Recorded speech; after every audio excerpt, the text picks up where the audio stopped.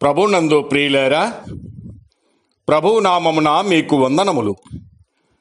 ఈరోజు దేవుని యొక్క వాక్య ధ్యానము అపోస్తుల కార్యములు 8వ అధ్యాయము 21వ వచనము. నీ హృదయము దేవుని ఎదుట సరి అయినది కాదు గనుక ఈ కార్యమందు నీకు పాలు పంపులు లేవు. దేవుడి ఈ మాటలు దీవించి ఆశీర్వదించునుగాక.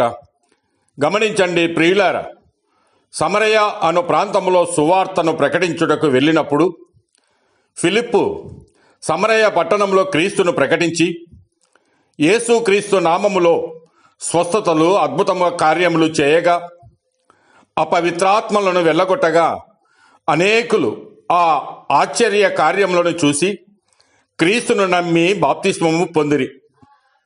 అయితే ఆ ఊరిలో సీమోనను గారడివాడు ఒకడు తన గారడీ కార్యముల చేత మనుషులను విభ్రాంతిపరచుచు దేవుని మహాశక్తి ఎనబడిన వాడు ఇతడే అని అనిపించుకొనుచు మనుషులందరినీ తన వైపునకు ఆకర్షించుకొనుచుండెను. ఈనాడు అనేకులు ఈ విధముగానే గారడీ కార్యములను ఏవో కొన్ని మంత్ర తంత్రములను నమ్మి దేవుని మహాశక్తి ఇదే అని మోసపోవచ్చు ఉన్నారు. దేవుని దూతలలో ప్రధాన దూతగా చేయబడి అనేక ఆధిక్యతలు ఇవ్వబడినటువంటి లూసిఫర్ అను దూత సాతానుగా మారి దేవుడిచ్చిన శక్తులతో మనుషులను తన వైపు తిప్పుకొనుచు నరకాగ్నికి నడిపిస్తున్నాడని అనేకులు గుర్తించలేకపోవచ్చు ఉన్నారు.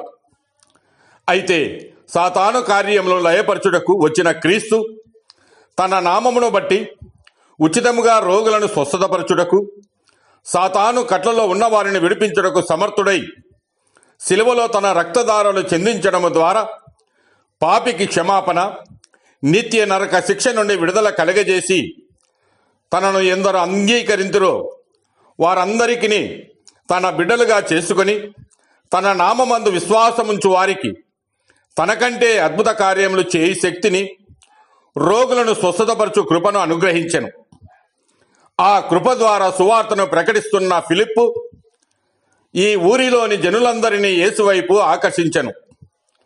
మిగిలిపోయిన గారడీ సీమోను తాను కూడా నమ్మి బాప్తిసం పొందనని వ్రాయబడి ఉన్నది. మార్కు సువార్త 16వ అధ్యాయం 16వ వచనములో నమ్మి బాప్తిసం పొందినవాడు రక్షింపబడనని ప్రభు చెప్పెను. అయితే మారు మనసు లేని బాప్తిస్వము వ్యర్థము. అపోస్తుల కార్యములు 2వ అధ్యాయం 38వ వచనములో మీరు మారు మనసు పొంది పాప క్షమాపణ నిమిత్తము ప్రతివాడు యేసుక్రీస్తు నామమున బాప్తిస్వం పొందుడని చెప్పెను. అంతేకాక అప్పుడు మీరు పరిశుద్ధాత్మను వరమును పొందుదురని పేతురు చెప్పెను. పాపము కొరకు పశ్చాత్తాపపడి నీ హృదయములో నీ పాపములన్నీ క్రీస్తు యొద్ద ఒప్పుకొని నీలో ఉన్న ప్రతి చిన్న పాపమును క్రీస్తు రక్తంతో కడుగుకొని నూతన జీవితము జీవించుటయే మారు మనస్సు. నీ అంతరంగంలో కలిగిన మార్పును క్రీస్తునందు నీవు ఉంచిన విశ్వాసమును బహిరంగముగా ఒప్పుకొనుటకు నీవు అందరి ముందు పొందునదే బాప్తిస్వము. అంతరంగమున క్రియ జరగకుండా బహిరంగముగా బాప్తిస్వం తీసుకునినా ప్రయోజనమేమి? ఇక్కడ గారడీ సీమోను నమ్మాడు, బాప్తిస్వము తీసుకున్నాడు, ఫిలిప్పును ఎడబాయక ఉన్నాడు, అద్భుత కార్యాలు ఆశ్చర్య కార్యాలు చూసి విభ్రాంతి పొందుచు ఉన్నాడు. పైకి అతని అలవాట్లు ఆచారాలన్నీ మారినట్లు కనిపిస్తున్నాయి, కానీ అతని అంతరంగంలో డబ్బు సంపాదనే వాంఛ పోలేదు. నేను పరిశుద్ధాత్మను పొందినట్లు నా కొరకు ప్రార్థన చేయుము అనుటకు బదులు ఎవరి మీద నేను చేతులు ఉంచేదనో వారు పరిశుద్ధాత్మను పొందినట్లు అధికారము ఇమ్మని అడుగుచున్నాడు. ఇది ఎంత మోసకరమైనటువంటి హృదయము! కనుక ప్రియులారా, నీ హృదయము దేవుని ఎదుట సరిగా ఉన్నదా? మన జ్ఞానమును, బలమును, సామర్థ్యమును, సొమ్మును గాక మన హృదయమునే దేవుడు కోరుచున్నాడు. కాబట్టి నేడే మారు మనసు పొంది హృదయ శుద్ధిని పొందుదుము. దేవుడు మిమ్మల్ని దీవించి ఆశీర్వదించును గాక.